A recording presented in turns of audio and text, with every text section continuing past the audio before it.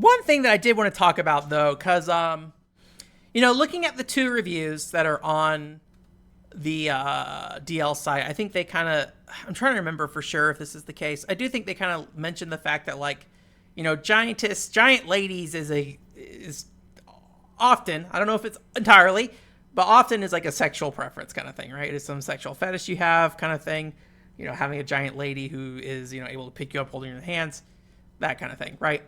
Um, and I don't really mind this, but I did get like a few comments from different people about like, oh, here's your big sexual giant lady thing, which I don't have a giantess fetish, so like I'm not necessarily saying that like this is what I'm into. But this is kind of part of the problem, I think. Is like this is like not problem, but the way that it's interesting to see information being provided to me is like, oh, you're playing this giant lady game kind of thing. And to some degree, I think I have leaned into that sometimes when I talk about this game. Like when I leaned into Jeep Thrills being a bad game, and then I had to sit down and actually look at Jeep Thrills and like, okay, Jeep Thrills, clean slate, Jeep Thrills. What's going on here? And be like, oh, Jeep Thrills is a cool video game. I think like sometimes I can have a tendency to do that. So maybe like part of this was like fed by that. Although I think the people I didn't talk to about this game before, I did have a couple comments about it in that regard. But it's this really, really weird question that we kind of run into from time to time. And I had this problem back when we talked about Blueport J a long time ago, which Blueport J, if you don't know, it's a really cute game if you don't know what's going on. Where it's like a little island vacation, you're going around, you're doing little discoveries, you're finding hidden treasure, and there's this construction company trying to come in and take the island, but you're finding the treasure where you're gonna save the island kind of thing, right? And it's a little cute game. There's 3 girls, they all have different like skills and things like that, and so certain ones do better underwater in terms of like breathing time, other ones have like more physical strength, and then one has like the ability to like see objects in the water better and kind of thing. So there's like different reasons to use all these different girls. It's a very chill game. They're just having a good time on this beach kind of thing, yada yada yada. You go look into the artist, they're maybe into stuff involving characters drowning. That's kind of their whole thing. And the thing I will say is that like Mario 64 has a more like animated drowning animation than Blueport J ever did, but it's still a part of there. And once you have that context, it can be hard to kind of look past that. And looking into the developer for this like big lady VR game, it's absolutely a similar thing there as well. They did the game that they seem to have worked on the most. This game where you kind of fight this big, I don't know if she's like a succubus or something like that. This big succubus lady, I think though, you have like 2 swords and there's kind of different ways she like tries to attack you and stuff like that. And to me, it didn't look that interesting because I think at the end of the day, I don't think VR combat's very dynamic. And so when I think about like fighting a giant, I think Shadow of the Colossus for me feels like a better example for something like that. Even though it's not VR, right? If I saw something that like really, I think conveyed that sense of scale in a similar way and like the grandness of that, I think maybe I would feel a little more different about this game. But this game is like everything just feels very loose and light and just like nothing's really going on here. But it definitely leans into that aspect of like, she's going to crush you between her feet kind of thing. And she's going to put you in her mouth and chew you up kind of thing. And like, to me, it's just like I'm looking for gameplay stuff in this game, so I'm just like, oh, well, this isn't really that interesting to me, kind of thing. In the same way, I think with like Blueport J, the developer for that game, like one of the interesting things about those consistently is that like the theme of drowning is a part of them as a whole, and so obviously for their preferences, that's one thing, but for me, I think like game design wise, it adds this interesting tension to every game. Like every game they make in different genres all have this similar tension of drowning. And so you're always on this like limited time, like you are always going to go underwater and there's going to be this tension of what's like of you potentially drowning. And then from there, if it's like a shooter or is it a puzzle game or is it an adventure game like Blueport J, like all these things have different ways they play out, right? And I think that's kind of interesting that there's like this core theme that kind of defines the game design of all these things. And so I don't really know like how to handle that, I think, with people sometimes, because it's just one of those things that like, and I think for me, maybe part of the problem is that like, for me, like when I talk about games, I don't really like mixing like sexual feelings into game discussion stuff. To me, it doesn't feel very good in a conversation. I'm not saying it can't be good. Maybe it's something I should reconsider someday. But like, I don't really want somebody on the other side of me to be like talking about Cinder and Kagura and be like, yeah, but I really like their big boobs kind of thing, right? It's just like not super interesting to me. Cinder and Kagura Reflections, similar thing there. Like Cinder and Kagura Reflections, I think there's like a lot of interesting things that game does with intimacy. And the thing, I think the reason why I like the hand massaging stuff the most is like it is the most intimate part of that game.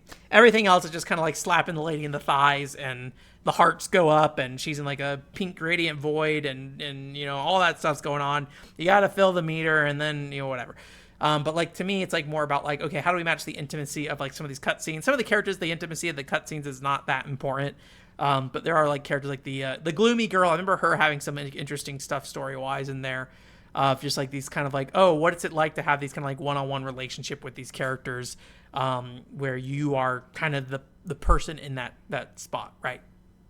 So anyways, I didn't mean to go on the Cinder Kruger thing, but I think a lot of times it is about what does somebody assume about you because of this, right? Another video game, but I think it is relevant here. We're talking about on an upcoming podcast. We're talking about Welcome to Pia Care with the PCFX Fan Club, giving you a little sneak peek there. And so like part of this is a game that's like about high schoolers, right? And it's a 18 plus game, but like high schools are the characters. And so like if you want to go into it, you can have like the most like aggressive thoughts about like what were the intentions of the people who made this, right? Were they people who wanted to exploit high schoolers or something like that? And then also you can have the intentions of like who the target audience was. Are these old men who want to like exploit high schoolers or kind of thing? Or is it like, you know, a bunch of college students who just got out of high school and that's kind of their experience with love, right? And so, you know, especially in media, when you think about Japanese media, like high school is a very big focus of that. And so like it seems pretty natural to end up in that spot. Whether you think that's right or wrong, I think is another thing.